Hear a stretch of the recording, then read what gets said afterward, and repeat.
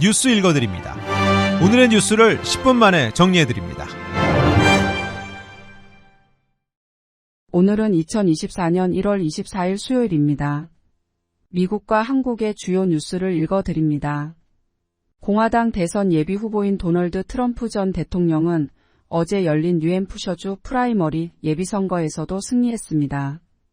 트럼프 전 대통령은 중도 및 무당층 유권자가 많아 니키 헤일리 전 유엔 대사가 반격의 발판을 마련할 것으로 여겨진 뉴햄프셔에서도 과반 득표에 성공하면서 독주 구도는 확고해졌습니다. 다음 경선이 치러지는 사우스캐롤라이나는 헤일리 전 대사가 주지사를 지낸 정치적 고향이지만 이곳에서조차 트럼프 전 대통령에게 30%포인트가량 뒤지고 있는 상황입니다. CNN과 CBS 그리고 워싱턴 포스트 등 선거 공동취재단의 출구조사를 보면 트럼프 전 대통령은 공화당원 보수 성향 유권자로부터 압도적인 지지를 받았습니다. 청년층 대졸 미만 학력 소지자의 지지도가 높게 나왔습니다. 특히 뉴햄프셔 경선 참여자의 51%인 등록 공화당원의 74%가 트럼프 전 대통령을 선택했습니다.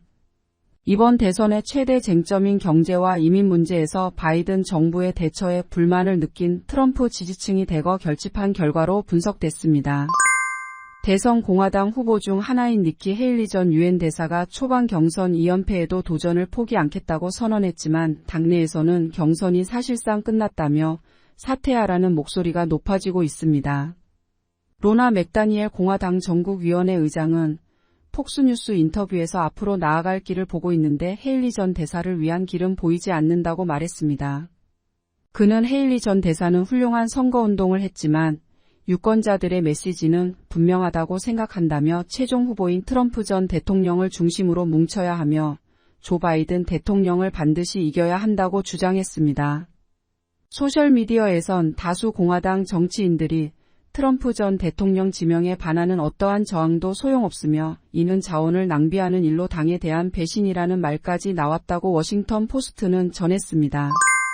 미국에 거주하는 65세 이상 한인 시니어들의 교육 수준이 타 아시안 인종보다 높지만 6명 중 1명꼴로 사회적으로 고립돼 살고 있다는 보고서가 발표됐습니다. 시카고에 있는 비영리 재단 체인지 인사이트가 발표한 아시안 건강 및 생활 보고서에 따르면 한인 노인의 15%만 주 5회 이상 사회적 교류 활동을 하는 것으로 조사됐습니다. 반면 17%는 주 1회 미만으로 나타나 고립돼 생활하고 있는 것으로 나타났습니다. 조사 결과 한인 시니어들은 다른 아시안 그룹보다 사회적 활동이 적었습니다. 보고서는 한인의 사회적 교류가 가장 부진하다며 공연에 가거나 헬스클럽을 다니는 등 적극적으로 공동체에 참가하려는 노력이 필요하다고 권고했습니다. 보고서는 특히 한인 시니어의 영어 미숙으로 인한 고립도도 지적했습니다. 한인 시니어는 무려 96%가 영어 아닌 한국어를 주로 사용했습니다. 전체 한인 연령대에서도 87%가 한국어를 주로 사용했습니다. 교육 수준은 한인 시니어 응답자의 13%만 고졸 미만으로 파악됐습니다. 한편 한인 시니어 인구 빈곤율은 중국계 80%, 인도계 62%, 필리핀계 43%보다 낮은 30%로 파악됐습니다. 교육 수준이 높을수록 성인의 조기 사망 위험이 줄어든다는 연구 결과가 나왔습니다. 1년간 교육을 더 받으면 사망률을 평균 1.9% 낮추는 것으로 나타났습니다. 특히 학교를 전혀 가지 않는 것은 하루에 술을 5잔 이상을 마시거나 담배 10개비를 10년간 피우는 것만큼 건강에 해로운 것으로 밝혀졌습니다. 노르웨이 과학기술대와 미국 워싱턴대 보건계량분석연구소 연구팀은 세계 59개국 데이터와 600편 이상의 논문에 대한 체계적 검토와 메타 분석을 통해 이런 연관성을 확인했다고 밝혔습니다. 교육은 모든 원인에 의한 성인 사망률과 양적 비례 관계를 보였고 교육 기간이 1년 늘어날 때마다 사망 위험은 평균 1.9%씩 감소하는 것으로 나타났습니다. 교육에 의한 사망 위험 감소 효과는 고령층보다 젊은 층에서 더 큰 것으로 나타났습니다. 연구팀은 또 교육의 효과는 식습관, 흡연, 과음 등 다른 요소들의 영향과 비슷했다며 학교를 전혀 가지 않은 것은 하루에 술을 5잔 이상을 마시거나 담배 10개비를 10년간 피우는 것만큼 건강에 해로운 것으로 나타났다고 밝혔습니다. 또 교육의 효과는 부유한 선진국과 빈곤국에서 동일한 것으로 나타났습니다. 한국 뉴스입니다. 윤석열 대통령이 이르면 이달 안으로 부인 김건희 여사의 명품 가방 수수 논란에 관해 직접 입장을 밝힐 것으로 알려졌습니다. 형식은 특정 언론사와 신년 대담을 통해 국민에게 국정 운영의 구상을 밝히면서 김 여사를 둘러싼 논란에 관해 직접 설명하는 방안을 유력하게 검토 중인 것으로 전해졌습니다.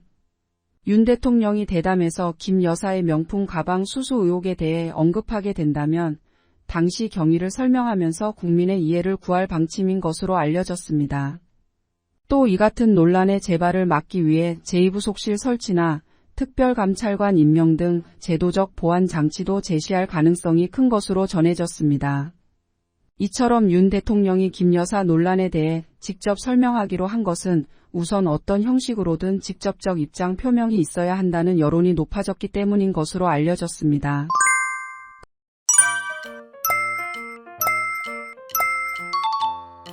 끝으로 날씨입니다.